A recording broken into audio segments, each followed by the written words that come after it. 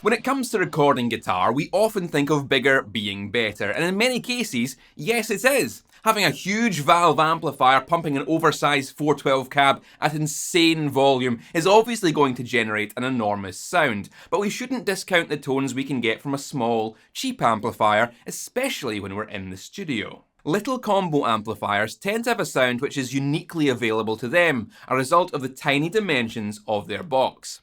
The mathematics which governs these cabinet dimensions and the internal air volume which tailor the frequency response of a speaker are very well documented, and many guitar cabs aren't dimensionally optimised for the speakers they contain. Small, open back cabs particularly lack the baffle size and voluminous depth required to get the full low frequency response from a speaker that a much larger, closed back cabinet could tease out. Harley Benton have sent me this, their Tube 15, a compact little combo valve amplifier retailing at 225 Great British pounds at time of filming. It contains a 12-inch Celestion 7080 speaker, making this potentially the cheapest all-valve combo with a full-size speaker you can buy. And this could be just the thing to get us those elusive guitar tones the big boy amps just don't give us. However, what I want to share with you today is a cool little microphone technique to get a huge sound out of a tiny box. Ideal for this amplifier where the enclosure is so small that we're missing out on the full range of capabilities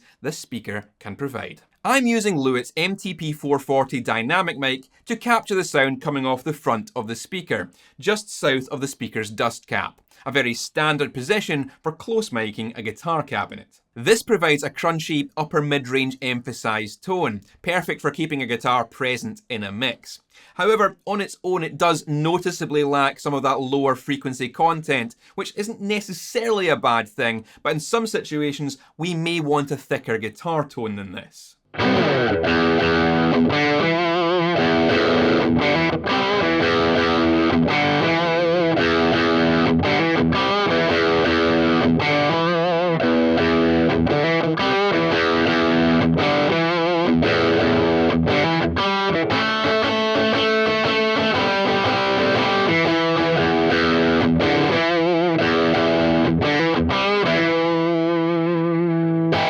Fortunately, there's a neat little trick we can use to fill out some of those missing low mids.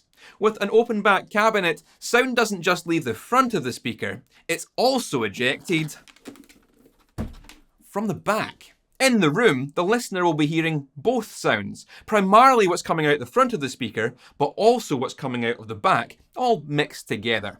This is part of what gives small open back cabinets their distinctive sound, and it's exactly what's currently missing from our recording. By setting up a condenser microphone, in this case a Lewitt LCT440, at the back of the speaker, I can capture what's going on there, which just so happens to be a lot less upper mids and a lot more lower mids. It's a pretty cool sound in its own right.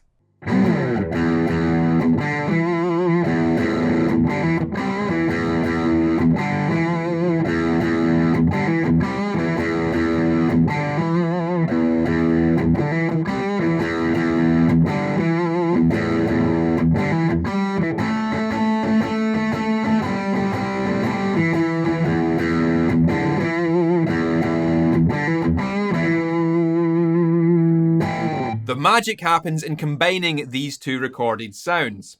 The first thing we need to do in our DAW is flip the phase of that rear microphone, otherwise we're going to get phase cancellations. Any basic EQ plugin should have a button to flip the phase of the signal, bringing both mic signals into alignment. Now all we need to do is mix in the level of the rear mic just enough to fatten up the sound of the front microphone, adding in all of that low mid growl.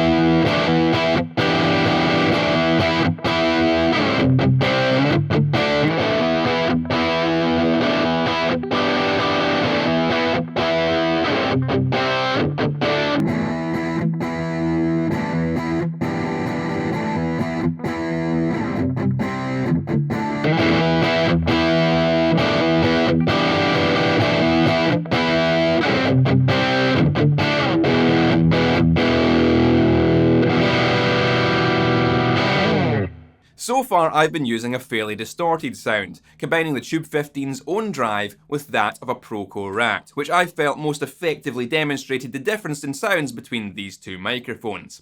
But to stop here would be to do this amplifier an injustice, as there's plenty more in way of tones, particularly if we get other pedals involved. Not only is this thing tone for days, but at 15 watts, it's unbelievably loud.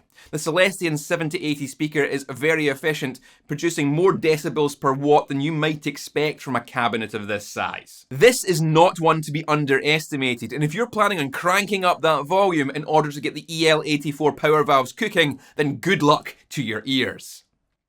I said good luck to your ears!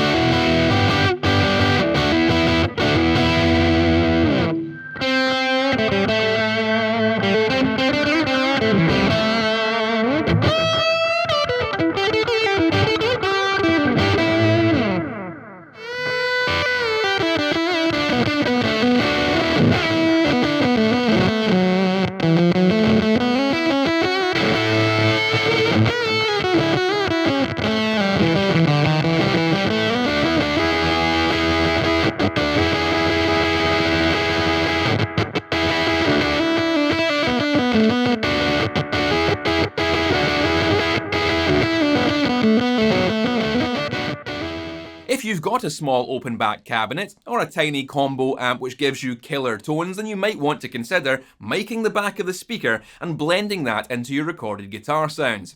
You could well be surprised at just how fat the tones get when you do this. And if you're wanting to mess around with some sweet and crunchy small valve amplifier sounds without spending too much money, then one of these Harley Benton Tube 15s is an excellent shout for us Euro peeps. This powers from 230 volts and comes with a moulded 2-pin Euro plug and a warning to make sure that it's always grounded.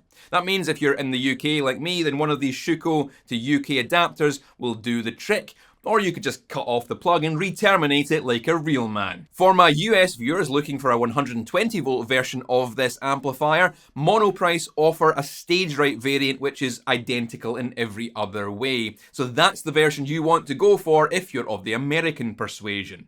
You will find links to the amp, the microphones and all the other bits and roberts in the description should you want to grab any of these for yourself. You'll also find down there a link to my Patreon. Your financial contribution there helps make videos like these possible and lessens my reliance on sponsors and ads to stay fed and housed. Don't forget to click all the buttons you're supposed to make this video viable to the ever-changing whims of the YouTube algorithm. That's all for now. Keep it loud and stay safe.